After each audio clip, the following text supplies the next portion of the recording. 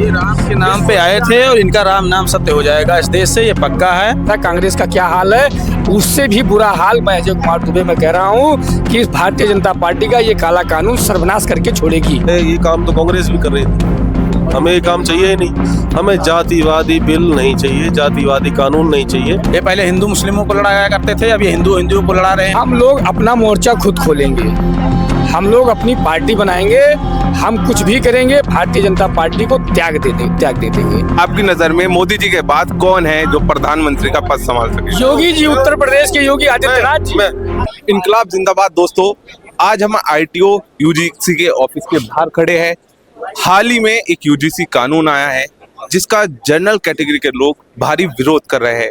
पहले जैसे SC ST कानून था, उसी तरह से अब यूजीसी आया है जिसमें कॉलेज यूनिवर्सिटीज के अंदर ओबीसी छात्रों के साथ अगर जनरल कैटेगरी के छात्र भेदभाव करते हैं, इस तरह का सरकार का कहना है, तो उनके खिलाफ कानूनी कार्रवाई हो सकती है। जिसमें अब जनरल समाज के लोगों का कहना है कि अब कोई भेदभाव की चीज रही नहीं है, तो ये कानून बांटने वाला और हिंदू समाज के दो फाड़ करने वाला है। जी भैया, आप इस कानून का विरोध क्यों करते हैं? मैं श्री रामचंद्र की धरती से अजय कुमार दुबे अयोध्या से आया हूँ। हम ये जो है आज सवर्णों और या जातियों में बांटने का काम कर रहे हैं, भेदभाव उत्पन्न कर रहे हैं। इसको सरकार तत्काल प्रभाव से इस काले कानून को आपस में समन्वय के साथ रहने दिया जाए। इस कानून जो है आपस में भेदभाव और जातिवाद पैदा करता है, इसका और दूसरा कोई लक्ष्य नहीं है। और हम लोग पहले भी किसी भी कॉलेज में, किसी भी विश्वविद्यालय में ऐसी कोई घटना हुई नहीं है और न आगे होगी। इसलिए जातिवाद का जो है योजना बनाकर जो राजनीति की जा रही है, इससे सरकार बनने वाली नहीं है।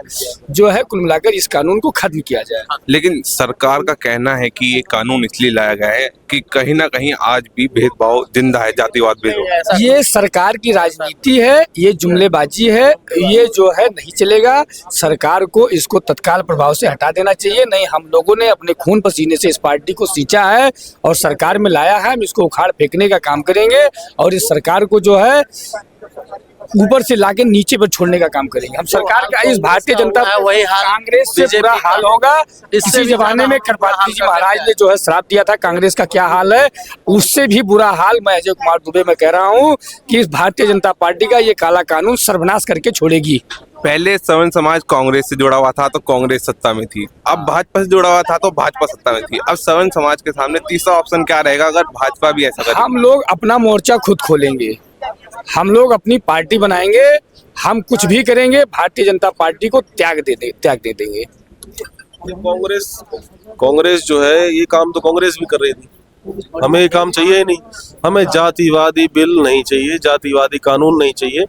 और मैं देखो कितनी न्यूज़ों को बता के मेरा गला डाउन हो गया, नहीं तो ताकत पावर बहुत है। नहीं, वो तो आपकी आवाज ही जाएगी, आप जितने ज्यादा बताओगे। देखिए, मैं तो ये कहना चाह रहा हूँ कि जातिवादी कानून नहीं चलेगा और ये सिंपल है, हिंदूवादी कानून चलेगा या सबके समानता का कानून चलेगा। क्योंकि जो हमारे संविधान में लिखा हुआ है कि जाति, लिंग और धर्म के आधार पर भेदभाव नहीं होगा, तो भेदभाव नहीं होगा। और आप जो सारी स्कीम बना रहे हो, सारी इसी में भेदभाव करके बना रहे हो। इसको यही चाहती है ना कि ये जाति एसटी एससी को बताएं और बढ़ावा दे या घटाए, जो भी करना। एससी एसटी के लिए तो पहले से ही है कानून, अब ओबीसी के लिए लाया गया है। तो ओबीसी के लिए लाया गया है, तो ओबीसी ही तो दुरुपयोग करते हैं कानून का एसटी एससी वालों के साथ। कौन करता है? और ये सरकार ही चाह रही है कि ऐसे करे कानून की फिर वही उन लोग को जो पहले लोग समझते थे, अब हम लोग भाईचारा निभाते हैं एसटी एससी सबके साथ, तो फिर ये सरकार चाह रही है कि जैसे पहले भेदभाव था वही भाईचारा खत्म करने का काम कर रही है। और जो है इससे मोदी जी का और भारतीय जनता पार्टी का सर्वनाश निश्चित है। नहीं, ये हाल ही में आपने अभी मुक्तेश्वर आनंद जी का भी विवाद सुना होगा, और उसके बाद यूजीसी भी, इससे काफी ज्यादा विरोध देखने को मिल रहा है। इन सब पर आप क्या? विरोध है, पूरे भारत में विरोध है इस चीज का। यही नहीं कि दिल्ली में नहीं, पूरे भारत में विरोध हो रहा है भारतीय जनता पार्टी का और यूनिवर्सिटी ग्रांट कमीशन का, यूजीसी का। ये राम के नाम पे आए थे और इनका राम नाम सत्य हो जाएगा इस देश से, ये पक्का है। क्योंकि इनके पास दुनिया भर के मामले थे, लव जिहाद का था, धर्मांतरण का था, गौ हत्या का था। ये किसी पे नहीं, अभी ये डलहौजी वाली नीति अपना रहे हैं, रूल एंड डिवाइड।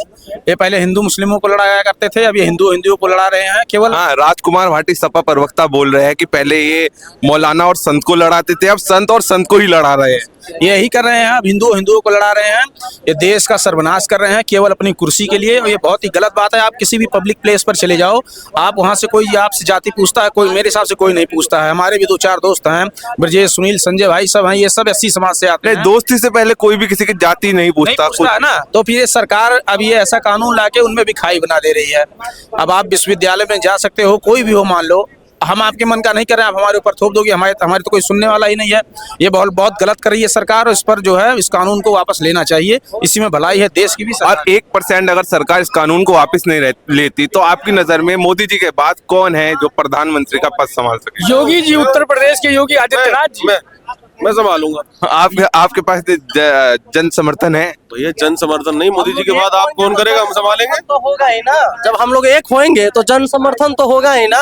एक ऑप्शन भी तो होता है कि हमारी नजर में ये बंदा हमारे लिए काम नहीं कर पा रहा। योगी जी हैं, योगी आदित्यनाथ जी हैं। सब भारत में भारतीय जनता पार्टी में अगर पार्टी का योगी को ही नरेंद्र मोदी के बाद योगी आदित्यनाथ का जो है प्रधानमंत्री बनने का नंबर था, उनको हटाए जाने का ये पूरा षड्यंत्र है मोदी और अमित शाह का। हाँ, यही दोनों का षड्यंत्र है। ये कहा जाता है प्रधानमंत्री न बन पाए योगी आदित्यनाथ जी। ये कहा जाता है कहीं ना कहीं कि अमित शाह जी और योगी जी के बीच में संबंध सही नहीं है। संबंध सही नहीं है, बिल्कुल नहीं है। इसीलिए तो ये कानून ला करके अगला बार 27 में चुनाव है, ताकि जनता वहाँ का आक्रोश में रहे। योगी जी को 10 साल से क्यों नहीं लाए थे?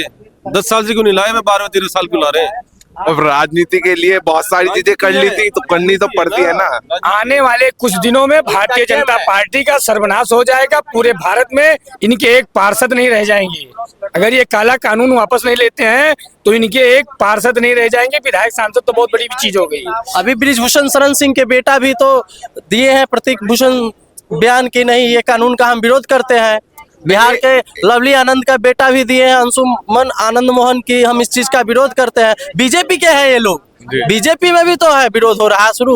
यूपी में एक ऑफिसर ने इस्तीफा भी दिया, अग्निहोत्री सर ने इस्तीफा दिया है। केवल हिंदू मुस्लिम को बांटने के बाद, उसमें लड़ाने के बाद, हिंदू को इकट्ठा करने के बाद राम के नाम पर इनकी सरकार बनी है। और आज ये अपने मूलभूत मुद्दे से हटकर अब ये आपस में हिंदुओं को लड़ाने का काम कर रहे हैं।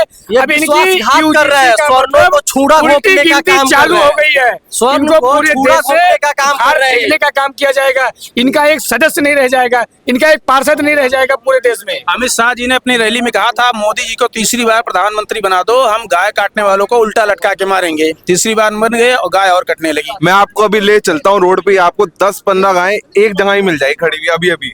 बिल्कुल मिलेगी, वो छोड़ कौन रहा है उनको? अगर मिल तो उन्हें काट दें। नहीं गलत बात नहीं, उन्हें काट दे, क्या बताइए? मैं बोल रहा हूँ उनके लिए गौशाला का इंतजाम होना चाहिए कि नहीं? सरकार ना कोई गौशाला, जब गौ पे ध्यान देता है तो सरकार को यह गौशाला पर जो खाने का है ना, गायें दिल्ली का कितना फायदा करती है। सड़कों गायें, हमारी गाय पहली रोटी गाय के लिए निकलती है।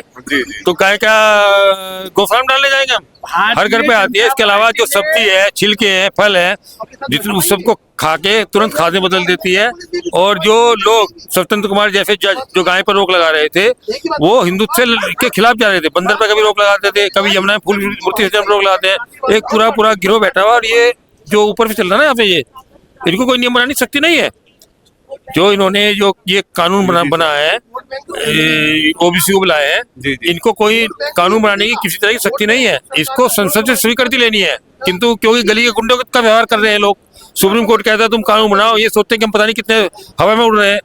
कोई भी इसका जो विश्वविद्यालय अनुदान आयोग है उसका 1956 है, उसका की धारा जो 28 है वो कहती है कोई भी कानून बनाने के पहले संसद से स्वीकृति लेनी, दोनों सदनों में पारित होना है। किंतु इस तरह का जो आचरण कर रही है बीजेपी सरकार को गिराने की एक बहुत बड़ी साजिश चल रही है, सुप्रीम कोर्ट से चल रही है। कभी कुत्तों को लेकर आते हैं, कभी पटाखों के खिलाफ जाते हैं। तो आप लोग इस कानून के खिलाफ सुप्रीम कोर्ट गए हैं? सुप्रीम कोर्ट ने कहा कानून ना हो इसको, राहुल विमला वाले मामले में सुप्रीम कोर्ट ने तो कहा कि तुम दिशा निर्देश जारी करो विश्वविद्यालय को, और ये हवा में उड़ने लग गए। यदि कोई दिशा निर्देश तुम्हें जारी करने हैं, पहले संसद से स्वीकृति लो। तुम गली के गुंडा थोड़ी हो, तुम एक लोकतांत्रिक देश में के अंतर्गत हो, तुम इस तरह का व्यवहार करोगे। तुम जो जब तुम्हें कहा गया है कि तुम्हें संसद की स्वीकृति लेनी है, मैं कह लूँ मैं प्रधानमंत्री हूँ, क्या मैं प्रधानमंत्री रहूंगा? तो ये विश्वविद्यालय अनुदान आयोग कहता है कि ये करो वो करो, पहले संसद की स्वीकृति लेना इसको जरूरी है, वो जिसने नहीं ली है।